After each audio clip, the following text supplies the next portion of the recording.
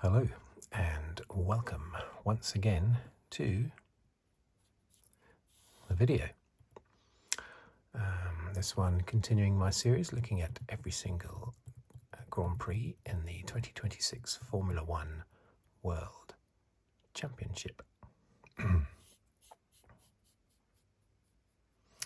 What I do, if you don't already know, is I do a rundown of the finishing order, then top 10 in the Drivers' Championship, and then the rundown of the 11 teams in the Constructors' Championship. And then I just talk about the race a bit, the race and the championship. Talk about, and I often go off-piste and talk about races and years from years gone by. I stray off topic, basically.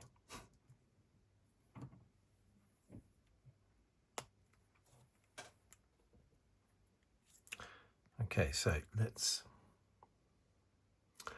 start at the top, shall we? With first place. Oh, hang on a minute. Number 9. Race number 9. And I'm going to put Silverstone. I know technically it's a British Grand Prix, but I always like to put Silverstone, just like I do with Monza. I always like to put Monza instead of Italian Grand Prix. But I will put in brackets.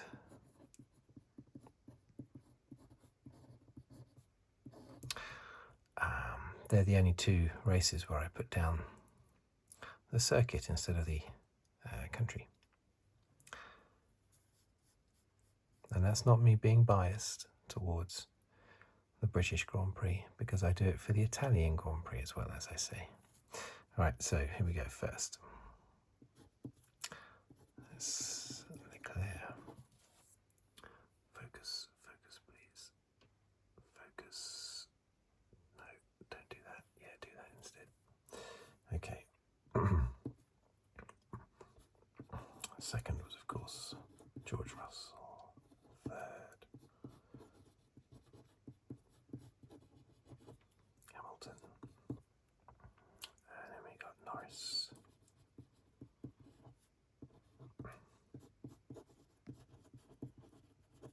And Hadjar. Focus again. Why not? There we go. 6 was Lawson.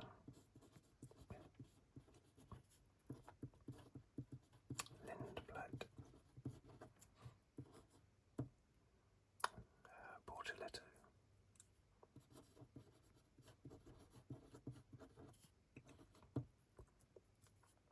And Colapinto.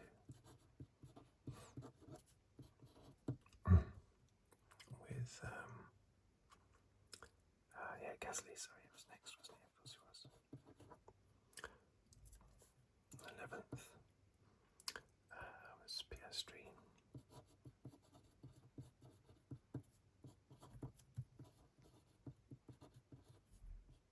Sainz.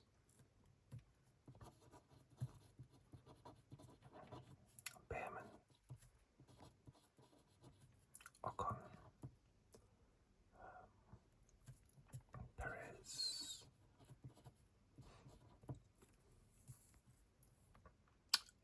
Antonelli.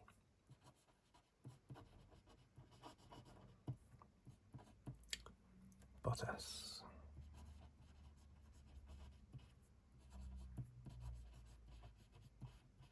Alonso.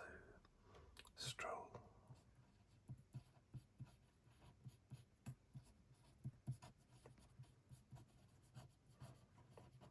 Verstappen. Albon. And Hulkenberg.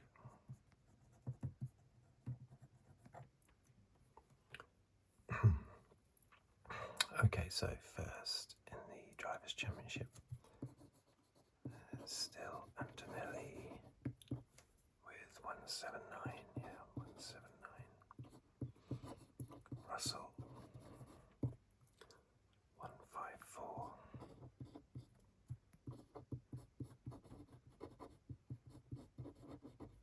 Hamilton, 147.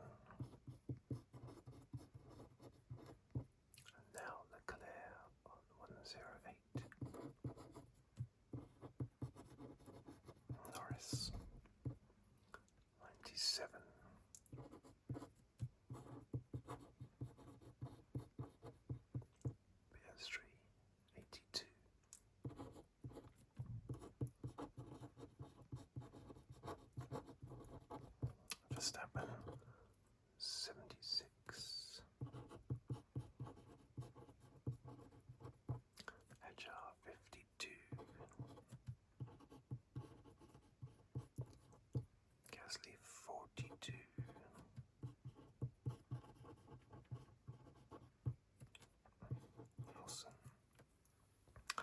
39. Just have a bit of my citron tea.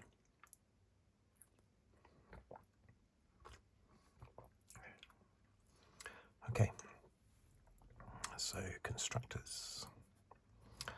We're going to go first. Mercedes on 333.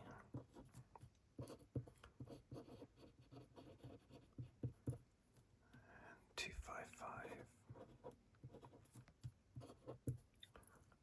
McLaren, yep. 179.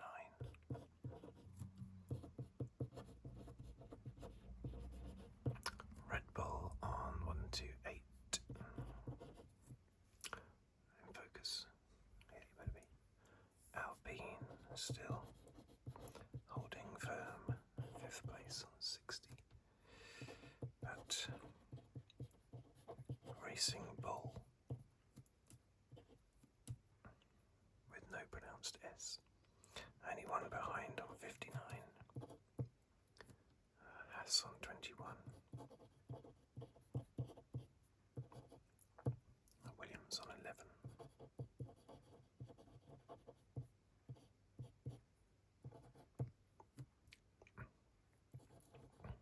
Audi on 6. Aston Martin on 1.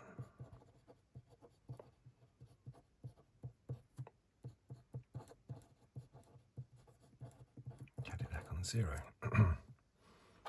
Okay, so once again for the second race running, I'm not sure who had the fastest lap. Who had the fastest lap? I can't remember. Not important. Okay, so we got 2 wins. So we got 7 wins for Mercedes. Yep. 2 for Ferrari. It's 1 for Hamilton, 1 for Leclerc, 2 for Russell, 5 for Antonelli. Okay, so what do we think? Well, I said before the weekend in my prediction, which I was very accurate with actually, in my prediction. I didn't get first, but I got second and third. I thought it'd be Antonelli, Russell, Hamilton. And it was Leclerc, Russell, Hamilton. I was a bit lucky though, because Hamilton should have been second, not third. And Antonelli should have been first. Actually, no, that means I was unlucky, doesn't it? Really, it should have been Antonelli, Leclerc, Hamilton. So I'd have still got 2 out of 3. I got 2 out of 3, and I'd have still got 2 out of 3. Had Antonelli not retired and the last-minute safety car knocked Hamilton back. But yeah, I was saying when I did my prediction video that I thought there was a chance it would be very similar. The setup was reminding me of the 1989 British Grand Prix at Silverstone, where you had British driver Nigel Mansell, and he was constantly, every race, trying to keep up, trying to hang on to the coattails of the 2 McLarens of Ayrton Senna and Alain Prost. But the McLarens were just a little bit too quick. And the Ferrari would go bananas, sparks flying everywhere. I was there at the 1989 British Grand Prix. I was there, and it was my second British Grand Prix, having been to the 88 one. Unfortunately, I didn't go to the 87 one, which was very exciting. My brother did, but I didn't. But yeah, it's this was very similar. When I say it was Hamilton against Antonelli, I'm talking about the sprint race. Okay, so I should have made that clear. No, I don't normally talk about the sprint race, but yeah, obviously when Hamilton was fighting all the way through the sprint race, trying to hang on to Antonelli as best he could. The actual Grand Prix was different. So yes, I can imagine that some people listening to what I've said already would be saying, what's he talking about? He was behind Leclerc the whole Grand Prix. I know, I'm talking about the sprint race. Apologies for that. So basically, I lost my train of thought. yeah, so that's what the sprint race reminded me of. But the actual Grand Prix itself, totally different. I mean, Leclerc well and truly had the beating of Hamilton. Was comfortably quicker than Hamilton the whole race. You know, I mean, obviously Leclerc's not gone away. I said that after Austria. I said let's not, because people were saying, oh, maybe Ferrari should favour Hamilton now. No, Leclerc's just had a few races plagued with a bit of bad luck and the odd mistake that anyone can make, but unfortunately it's happened in a concentrated period for Leclerc. Doesn't mean that he's no longer Charles Leclerc, you know, as he proved here, probably to his great relief. But a fantastic performance by Leclerc. Hamilton, he often gets penalties, doesn't he? He often gets penalties. He had a penalty for it wasn't a false start, but he moved and then stopped just before the lights went green. So he had to have a 5-second penalty for that. And then later it looked like he was possibly going to get a penalty again for the yellow flags. I think the reason why he didn't get a penalty was simply because the yellow lights were on his dash inside the car, or they were on his steering wheel, I should say. They don't have dashboards, do they? It's on his steering wheel, but the yellow flags were not going, they were green. So it must have been reported because the yellow flags were on his steering wheel, and that got flagged somewhere. But there were no actual yellow flags waving at the time. Didn't help Hamilton's defence the fact that Verstappen did actually back off a little bit. He followed the lights that were on his steering wheel. But anyway, no penalty for Hamilton, I assume because there were no actual yellow flags on the track. But interestingly, Hamilton thought that he had done a jump start. He said, oh, I did a jump start at the beginning. When he didn't, he moved and stopped and then moved when the lights went green. He didn't actually do a jump start. And he also thought he was going to get a penalty. He said, oh, I went through a yellow flag without realising it. So I think, and he said that after he had been in the steward's room. I'm saying this all in the wrong order. I know I'm talking about the end of the race. But that's how I roll, basically. It's just like I'm talking to someone that I know. It's like I'm talking to a friend or something. I'll just randomly... I've got notes, and I just randomly talk about things that I want to, rather than it being a blow-by-blow account of the race. But anyway, yeah, he believed, even though he had been in the steward's office, and they must have told him, you had lights on your steering wheel, but you had no lights. There were no lights on the track. They must have told him that. Well, and then they had to make their decision and wait a bit to make their decision. But he seemed convinced he was going to get a penalty, and he just said, I went through yellow flags and I didn't see them. I'm surprised the stewards wouldn't have told him in the meeting, you didn't go through yellow flags, you went through green flag, but it did say yellow on your steering wheel, so we're going to have a think about it. So that's a bit strange, the way Hamilton was talking about that, as if he had definitely gone through yellow flags. But anyway, he didn't get a penalty. If he had got one, he would have been out of the points at the end there. That would have been a disaster. All right, so Russell versus Hamilton. That was fantastic. Max enjoyed that as well, because Max was just in front of Russell and Hamilton. When Hamilton had his pit stop, they all started on the same tyre, by the way. I can't remember the last time we had 22 cars on one tyre, basically. I'm just going to put one tyre. Mediums.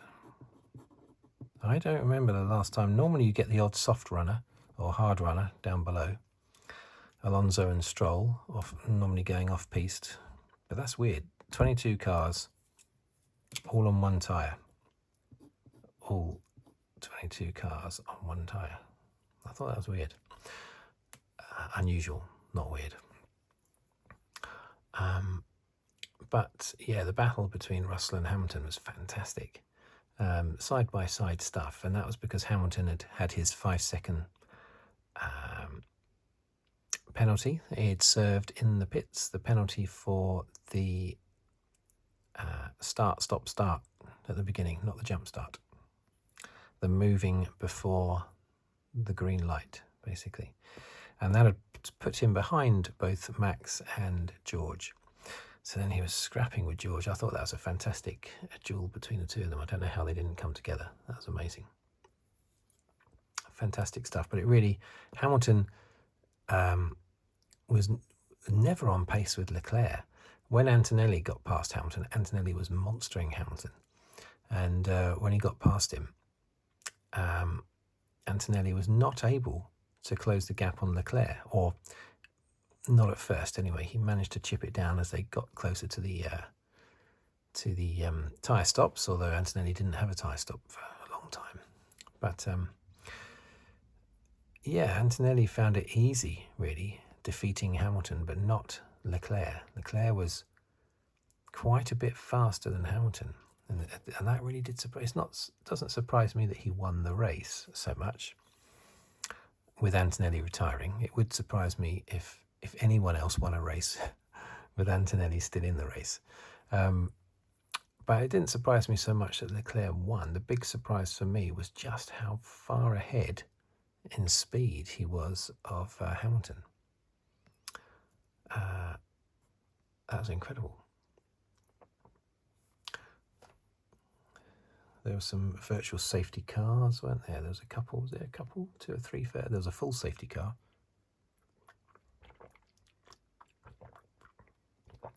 I think the first virtual safety car was for an umbrella that had blown onto the track.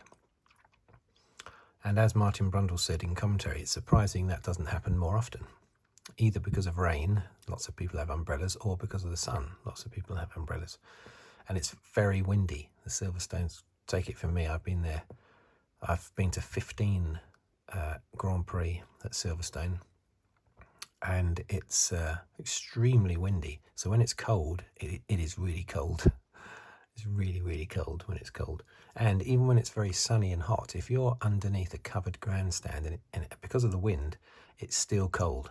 So I always advise people, take 3 or 4 jumpers. Because I remember sitting there with 3 tops on one time, a sort of like a jumper and a hoodie and a jacket, and people outside the grandstand were topless. It's like completely different weather just outside, and that's because they were getting all the sun, whereas all we were getting was wind. That's the downside with a covered grandstand. You are protected from the rain, but you also don't get the sun, you just get wind. Anyone who's been to Silverstone will know what I'm talking about, if you've been in a covered grandstand, that is. Okay, so there was a virtual safety car for that umbrella. I think only Ocon managed to come in, and he probably didn't save much time anyway, because it didn't last very long, the virtual safety car. There was a virtual safety car again later where Ferrari could have stopped Hamilton and Leclerc, but chose not to. Yeah, why did they choose not to? That was not the full safety car, because they did stop for the full safety car. It was a virtual safety car a little bit later, when they could have stopped Hamilton and Leclerc, but didn't. Which is a bit of a surprise, because if you're trying desperately to fight Antonelli, as they were at the time, you should try different techniques, different tactics. If you're destined to sort of be second and third, you might as well throw caution to the wind and change it in some way if you're not too threatened from behind. Antonelli, he had a weird thing, didn't he? He had a front left wheel shield failure. And that made him think something was broken on the car, and of course it would have damaged the aerodynamics. He then came in for a nose cone change and a tyre change, but they didn't pull off the shield at that point. They could obviously tell that the shield was broken, but maybe they thought, oh, we'll just replace the tyres in the front wing and everything will be great. I don't know why, because there was nothing wrong with the tyres in the front wing, so that was a bit strange. So Antonelli still had the problem, of course. But I have to say, I really admire Antonelli for not giving up. You know how Lewis always says, "Never give up." You know, what's his catchphrase? Again we rise, or something.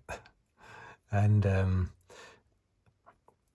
he's always saying, "No, I never give up. I'm always going." And yet, all you hear, often, not this year, but often what you hear, even in the Mercedes days, would be Hamilton moaning about, "I can't do this. I might as well give up. I can't close on.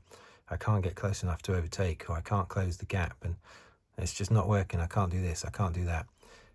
Sounding very much like someone who's given up, and yet his catchphrase is all about not giving up. And and people say that about Hamilton. I'm a Hamilton fan, but I always raise an eyebrow when someone says, the great thing about Hamilton, he never gives up.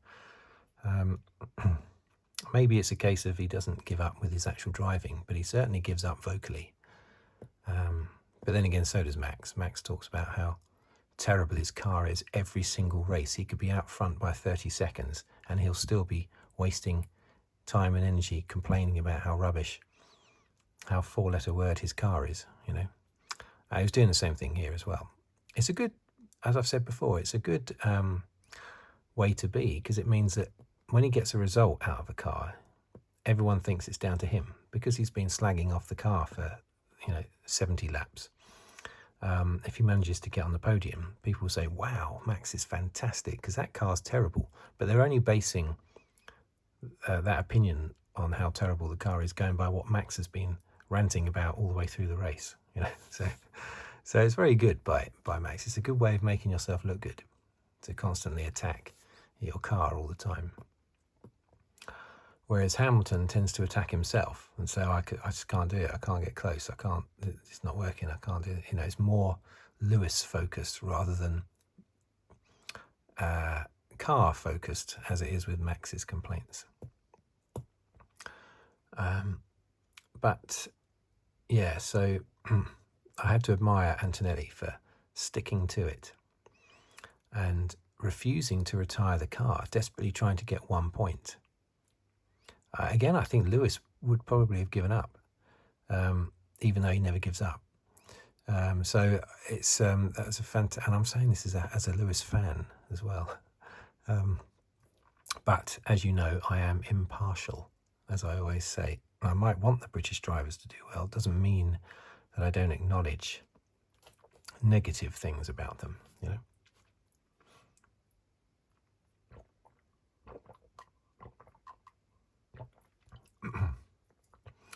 Yeah, so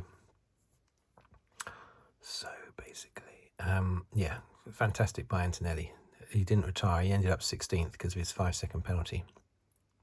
Looked like he was going to hang on to 10th, but then he got the 5-second penalty for going off the track numerous times, track limits, because he couldn't control the car properly, which is a bit unfair, but that's following the rules black and white, which of course is what the stewards and the FIA want to do now, of course. Follow the rules black and white. No wishy-washy, soppy interpretation to create a bit more excitement like we had in Abu Dhabi 2021. And that's why at the end the race was finished under the safety car. What I'm very much surprised at, I don't understand, is why Martin Brundle was so vocal about how that shouldn't have happened, and he couldn't understand why they didn't immediately restart the lap when the cars were half a lap around, the unlapped cars were half a lap around. Maybe he just didn't know the precise point, as pointed out by Davidson later. Maybe he just didn't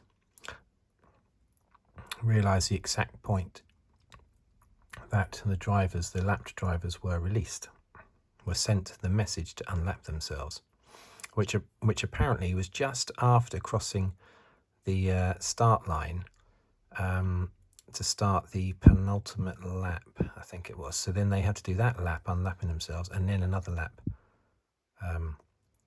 before the safety car comes in. It was a bit of a disaster anyway, because they could have done that to get a racing lap in at the end and also followed the rules.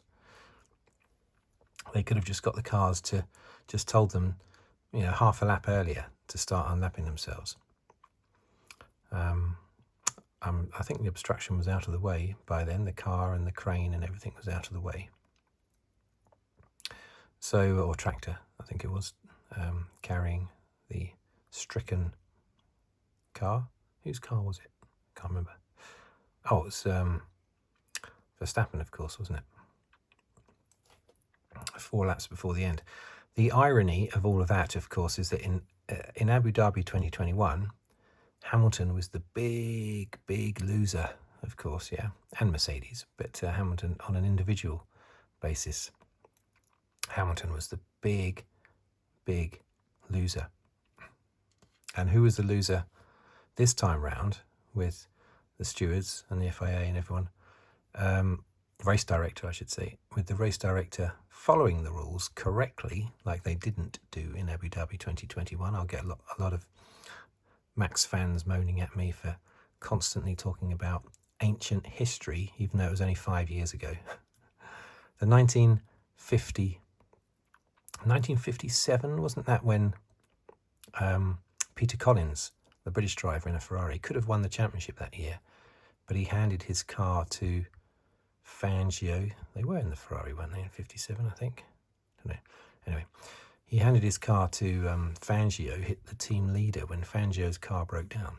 Had he not done that, had he not pulled into the pits and done that, Peter Collins would have gone on probably, I forget the exact circumstances, but I know that it would have been highly likely that he would have won scored the required points, maybe winning the race, I don't know, and won the championship. But he followed team orders and came in. Now, that's ancient history, so we don't need to complain about that now. All the participants are dead. It's 1957, I think that was. Correct me if I'm wrong. That's ancient history. Something that happened in 2021 is not ancient history. So forgive me for bringing it up every now and again. But I think it's a bit unfortunate that Hamilton was again the loser. He was the loser when they didn't follow the rules properly in 2021. And with the restart, and he's the loser again, dropping from second to third when they didn't do it this time as well. The irony.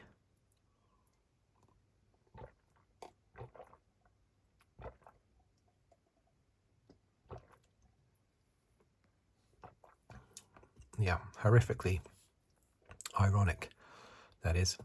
As Toto Wolff said afterwards, he said, yeah, it is the correct use of, the correct implementation of the rules. You could argue he would say that because it benefited George, but he did also say, I just wish they'd done that in Abu Dhabi 2021 when it was far more important.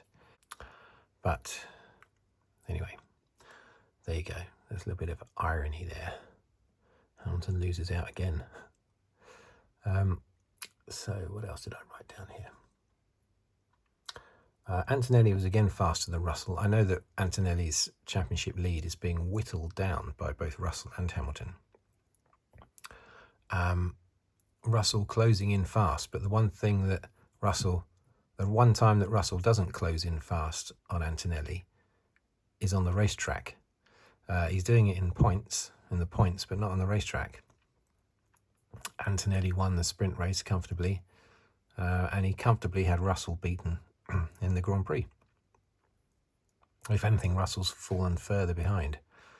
But he's getting, I wouldn't say, he's not getting lucky because he had some bad luck as well, of course.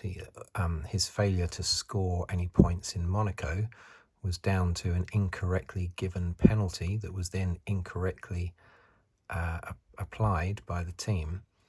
And he ended up 13th through no fault of his own. And of course, he retired in Canada. And Antonelli is now retired in Spain and Silverstone. So it's sort of evened up now. So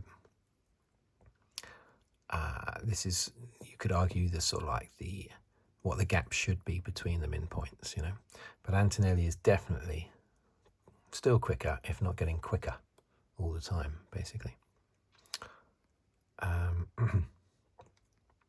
I've heard it said after the race that Ferrari are now on a par with Mercedes, or rather they were on a par with Mercedes at Silverstone. If that is the case, then how awesome does that make Antonelli look? Because Antonelli was making the Mercedes look like it was way better than the Ferrari, but Russell wasn't. So maybe that is just all down to Antonelli, and maybe the Ferrari at Silverstone in this race, maybe the Ferrari and the Mercedes were pretty level. And Antonelli was just the difference. He's the one that made the Mercedes look dominant.